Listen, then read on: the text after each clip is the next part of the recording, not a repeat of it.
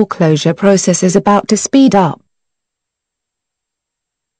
Thanks to settlements by the nation's 5 largest banks, the foreclosure process is about to get much quicker due to the fact that the robo-signing scandal is now settled to the tune of $26 billion. Now, lenders will take their fingers off the pause button again and foreclosures will proceed at a much quicker pace. This foreclosure holding pattern has led to a real estate market where people were staying in homes for months or years without making a payment. This is helped by the fact that from the time of the first missed payment to the time the bank officially repossessed the house it can be up to 370 days. In Florida, for example, the average time was 861 days and in New York it was up to 1056 days. In fact, it's estimated that millions of foreclosures just last year could have been pursued but were not. However, that's all about to change with the foreclosure process about to speed up and the real estate market. Foreclosures are already picking up in states where the robo scandal hit hard. Many banks paused on foreclosures unless they knew it would pass more rigorous standards. Today, lenders can move forward in the foreclosure process with less concern. For example, Indiana has seen an increase in foreclosure filings from last year to the tune of 45%. In Florida, filings were up by almost 26% over last year.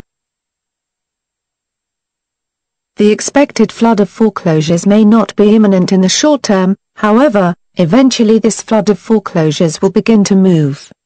It's important that people are prepared not just for new increases in foreclosures, but for the opportunities for increased short sale activity in the real estate market. Foreclosure process is about to speed up. What does this mean for real estate professionals?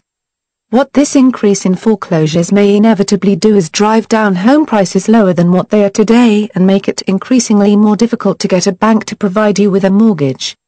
While lower prices is good news for buyers, more stringent lending requirements is bad news for all parties involved.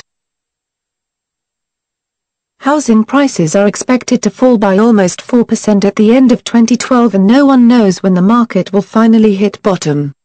If you are a real estate professional, what strategy should you use if housing prices are falling and banks aren't lending? Foreclosure process is about to speed up.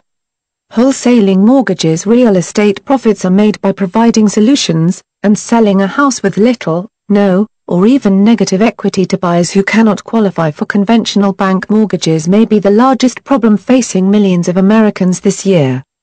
So what is the solution?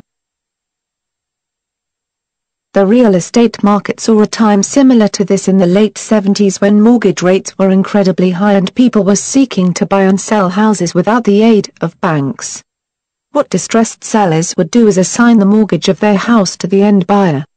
Essentially, the seller would sell the deed to the property to the buyer while keeping the existing financing in place until the market corrects and the buyer can refinance. The same strategy that worked 40 years ago is applicable today. Many distressed sellers are unable to come out of pocket to pay any equity deficiencies or closing costs. Real estate professionals who understand the market can create real estate transactions at market price by combining distressed sellers with motivated buyers. The assignment of mortgage payments may be the key to returning the market to its natural position once again.